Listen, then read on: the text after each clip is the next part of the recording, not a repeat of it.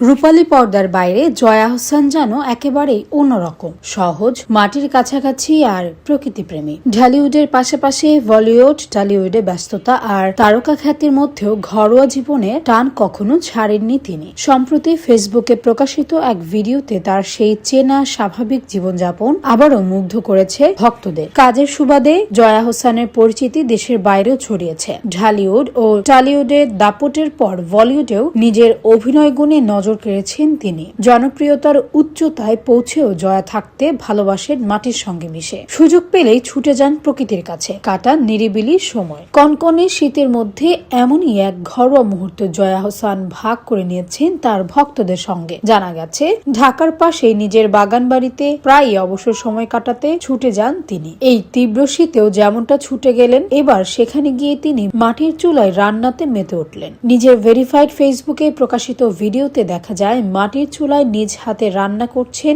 জয়া। ভিডিওতে জয়া বলেন, আমি খুব বেশি রান্না করতে পারি না, মাঝে মাঝে বাচ্চাদের জন্য রান্না করি। রান্নার ফাঁকে জয়া জানালেন, বাড়ির সব জায়গার মধ্যে রান্নাঘরটাই তার সবচেয়ে আরামের জায়গা। তীব্র শীতে চুলার পাশে বসে দুধ চা খেতে খেতে শোনা যায় তার কণ্ঠে স্বস্তির ছোঁয়া। ভিডিওতে আরো জানা যায়, দুপুরে গরুর মাংস রান্না করার পরিকল্পনা রয়েছে তার। এই মুহূর্তে অভিনেত্রী নিজের বাগান বাড়িতে নিজের মতো করে ঘরোয়া জীবন উপভোগ করছেন। দৈনন্দিন খাওয়া দাওয়া, রান্না বান্না আর পোষ্যদের সঙ্গে কাটানো মুহূর্তগুলো তিনি তুলে ধরেছেন ভক্তদের সামনে, যা মুহূর্তে প্রশংসা কুড়িয়েছে। অভিনয়ের দিক থেকেও গত বছরটি জয়া আহসানের জন্য ছিল দারুণ সফল। বাংলাদেশ ও ভারতে মুক্তি পেয়েছে তার অভিনীত তাণ্ডব, উৎসব, ডিয়ার মা ও পুতুল নাচের ইতিকথা, যেগুলো দর্শক ও সমালোচক মহলে বেশ প্রশংসিত হয়েছে। পর্দার সাফল্যের পাশাপাশি বাস্তব জীবনের এই সরল ঘরোয়া রূপই যেন জয়া আহসানকে আরো আপন করে তুলেছে তার ভক্তদের কাছে।